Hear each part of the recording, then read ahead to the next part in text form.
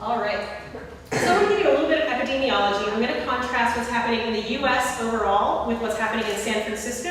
And I also want to give you a bit of an overview of where the cases are being diagnosed.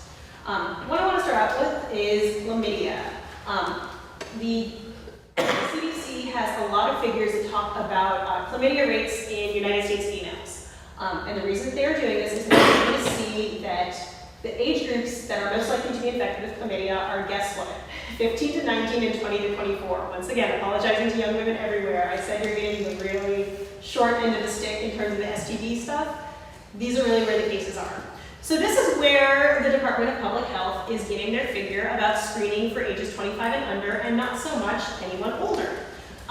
This age group, 24 and under, is really more infected with chlamydia, HPV, etc. than any other age group. There is a biological reason for this, and it is something called the transformation zone on the cervix. So young cervices are really susceptible to disease. You've got a couple of different kinds of cells on there. You've got what's called squamous cells, and then you have columnar cells. And the columnar cells are sort of on the inside of the cervix. The squamous cells are on the outside of the cervix. And as you grow older, those cells move inside, and the cells that are moving inside get tougher.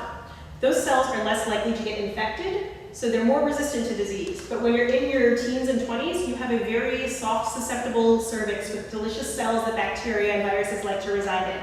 So the older you get, the less susceptible you are to these things. There is a biological basis as to why places like City Clinic and Department of Public Health are really focusing on screening younger folks. As you get older, the prevalence of this really decreases, the incidence really decreases. Overall, chlamydia is the most commonly reported infectious disease in the US. There's about 1.2 million cases reported to the CDC in 2008. And those are just the cases that were reported. The CDC has always ballparked that the real rates might be twice as high. National rate of chlamydia, so this is the number of cases per 100,000 in the population, 401.3 per 100,000 people, and that was an increase from 2007. So chlamydia rates are a little bit higher in 2008. It seems like 2008 is a very long time ago. It takes a really long time to compile a year of data and release a report. This report, I think, was released in October of 2009. So it takes a really long time to compile data and to put together something that you can present. So the data seems a little bit out of date, but this is the most recent stuff that we've got on the national level. In San Francisco, we're also a little bit behind. We're also in 2008. The total number of chlamydia cases was 4,120. Our rate is a little bit higher than the national average, so national is about 430. Ours is 530 per 100,000 San Francisco residents, so we're substantially higher. We had a 4.7% increase in chlamydia from 2007, and we're up 13.4 since 2004. So San Francisco's chlamydia rate's relatively high. Chlamydia rates, like we said, increased 4.7%, increased 2.1% among females and 9% among males. It is most often diagnosed by private medical doctors and clinics and private hospitals. City Clinic diagnosed about 20% of them. And there's a statistical figure that people look at when you're looking at a metropolitan area. It's a metropolitan statistical area. So San Francisco's area is similar to those seen in Los Angeles, New York, and the state of California. But the big take-home message, San Francisco chlamydia rates up 1.2% over 2008 and 2009. So here's the one that I want to take a look at, which is where is chlamydia getting diagnosed? So City Clinic, which is the big STD clinic, that's really all they do. They're just focusing on STD testing, treatment. They get about 20% of the cases. It tends to be that people are getting diagnosed in private clinics, and these are places that do not get any kind of DPH funding. Those are 32.1% of the cases. So majority of chlamydia cases in San Francisco don't get diagnosed by a DPH organization. That said, many of these private clinics do send their specimens to Department of Public Health. And so when they're sending lower risk people specimens there, they're bringing down Department of Public Health's numbers. They're not giving them those high numbers that they want to be able to say we need more funding. Let's see, private hospitals, private clinics, that's about half of them. The rest of them, jails are a pretty large percent. The public clinics, smaller percent. And then Magnet, which is the STD clinic for men who have sex with men, that one had a relatively large number as well, 8.3%. All right, also looking at who's getting chlamydia in San Francisco. So we're breaking it down by age and gender here. So women and men. Once again, we're noticing the women, largest infections, ages 15 to 19 and 20 to 24. Men, the largest group is 20 to 24, slightly higher as there's older groups as well.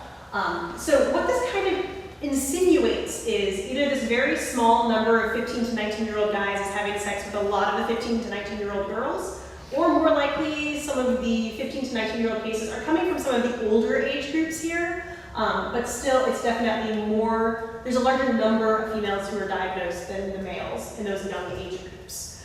So it's definitely telling in terms of probably what's happening with sexual partners in these age groups.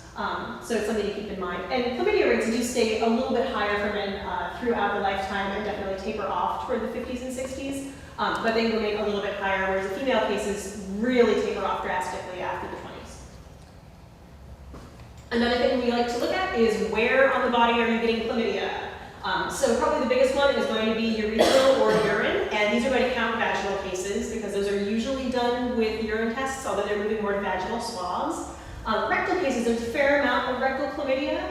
There's very little pharyngeal chlamydia. There's maybe a couple hundred cases. Actually, not even that, less than 100 cases, I would say, per year.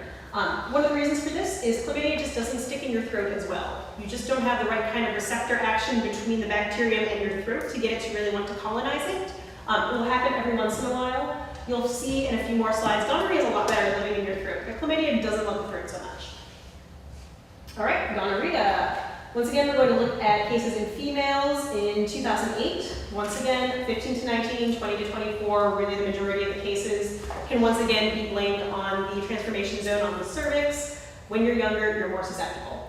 This is the second most commonly reported infectious disease in the US, and this is looking at all reportable infectious diseases, not just STDs, but among all the reportables, this is number 2.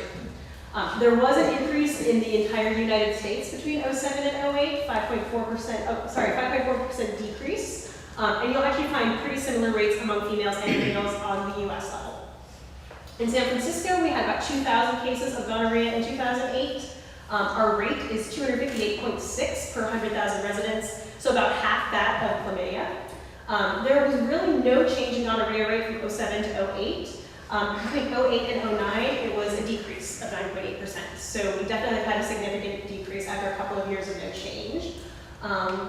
Gonorrhea rates increased 7.1% among females and decreased 0.6% among males between 07 and 08. In San Francisco City Clinic diagnosed 33.9% of the total gonorrhea cases, so slightly more than they had with chlamydia.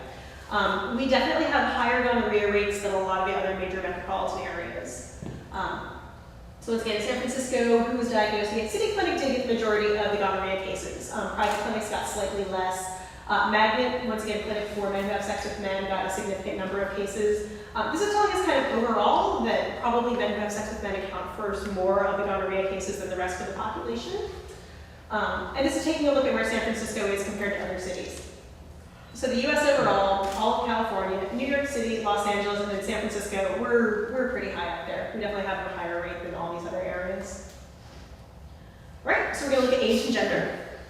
So a lot fewer among females, a lot more among males, and we sort of have this bimodal distribution where there's a lot in the early 20s and then a lot in the early 40s. So I think this one is kind of interesting. We definitely see two groups that are more affected than others are. But yeah, definitely a larger population of men, and we do know from a lot of the cases it's men who have sex with men, and it tends to be more widely distributed over the lifespan as opposed to chlamydia, which was far younger. So that's what gonorrhea looks like in San Francisco.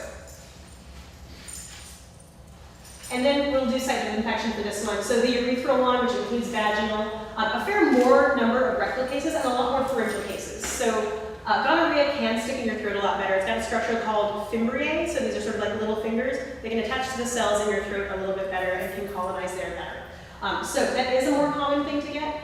So if someone is concerned about getting some STD in the throat, they should be more concerned about gonorrhea than they should be about chlamydia. Like we saw, chlamydia accounts for very few cases. Gonorrhea is going to be more likely if someone gets some kind of orally transmitted STD.